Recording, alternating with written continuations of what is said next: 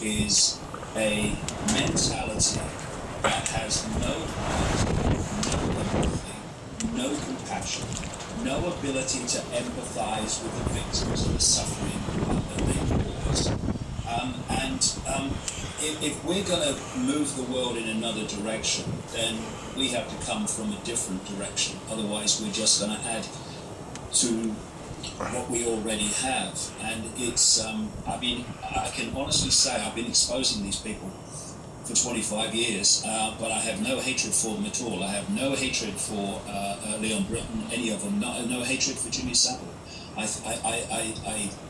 think they're pathetic people, and we should not forget this, that, there is no such thing as death. And when our awareness, our consciousness leaves the body, it doesn't disappear and go into oblivion. It's ongoing. Yeah, it's ongoing. Yeah. And where the ongoing is dictated by your state of being, which dictates your frequency and state of energetic vibration. And thus, it doesn't end when it ends here. It goes on. And, what Martin Luther King said was absolutely brilliant. The arc of the moral universe is long, but it bends towards justice. And so there is no avoiding, not punishment, but outcomes beyond this world as well as in it for our actions. And so it's not like anyone's got away with it. It doesn't work like that, because we are infinite and life is ongoing and consequences for actions are ongoing. So I have no hatred for these people at all. I have a fierce determination to expose them, because by exposing them, we have a chance of bringing an end to what their predecessors and those who are still here doing it have been doing to children and others for, as long as this human world has been in the distorted state it has. Joanne says, no point going down the hate direction. I agree with David, that's what they feed off. Go down the love direction, and that will shock him. I remember you talking at length about that at Wembley back in October. Speaking of Wembley, a number of listeners saying they were at Wembley in October and loved it, and it changed their minds, and in some cases the minds of people they brought with them. Not changed their minds as such, but got them to look at things in a different way. Eric is listening in Dublin, absolutely delighted to be hearing David Icke on the show tonight. It was Peaky who said he was at Wembley, and he woke me up about 4 years ago. Thanks, mate, says Peaky. Going down. I want you to do me a favour, David. I want you to say hello to a lovely woman and her boyfriend in Colombia. Is Aura and Andrew are listening in Colombia now. I bought the Perception Deception. I've read it, and are big supporters of what you're trying to do. So it's Aura and Andy in Colombia. So say hello. Okay, hello Andrew, and it's Aura. It's Aura. It's Aura. There you are, it's perfect. Listening in Colombia, yeah.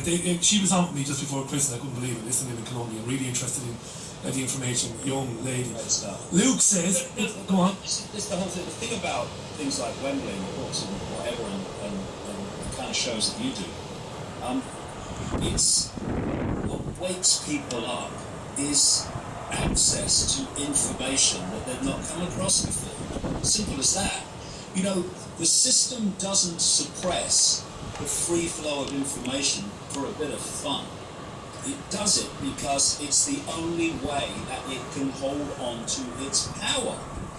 The structure of society is such that it firewalls the media, it firewalls science, it firewalls medicine, it firewalls all these sources of information from which people get a fix on life, themselves, world events, whatever it is. And all people like me are doing is trying to make available to people who want to look information that gives a different way of looking at everything.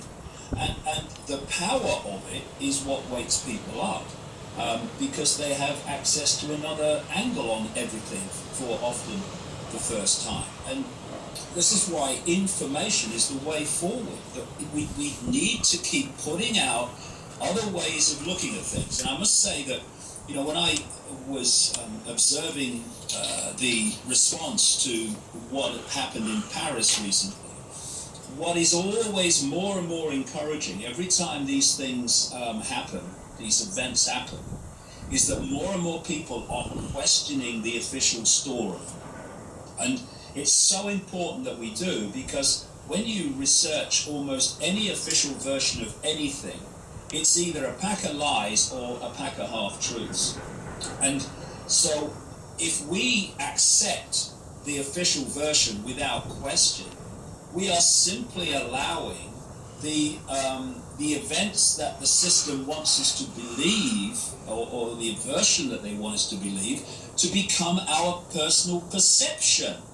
And you know, my last book is not called The Perception Deception by accident. The perception deception is the very foundation of the entire control of humankind. Because from perception comes action. From perception comes either action or lack of action, lack of response, lack of challenge to what's going on in the world, because our perception is we're being told the truth. Richie Allen.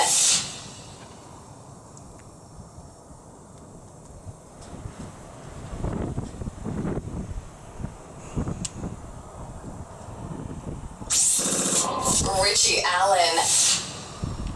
5 minutes past the hour, then let's not waste any more time.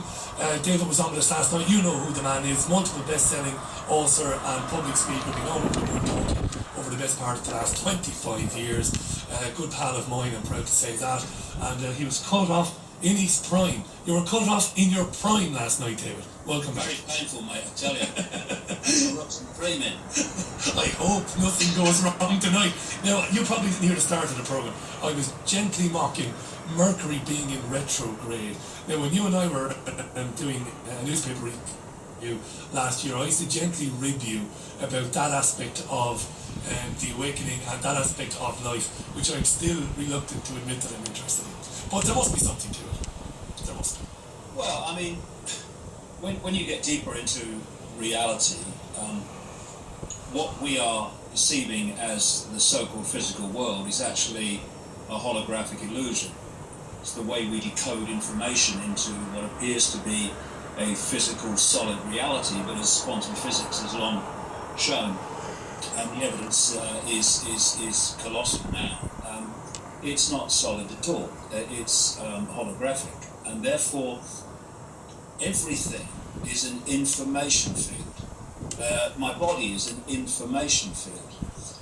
And my body only exists in the form that I perceive it, and everyone else's, when we decode it into holographic reality. Its base state is an information field. I tell the story at Wembley and in the books of the guy who was, or the situation that was described by a guy called Michael Talbot in an excellent book called The Holographic Universe.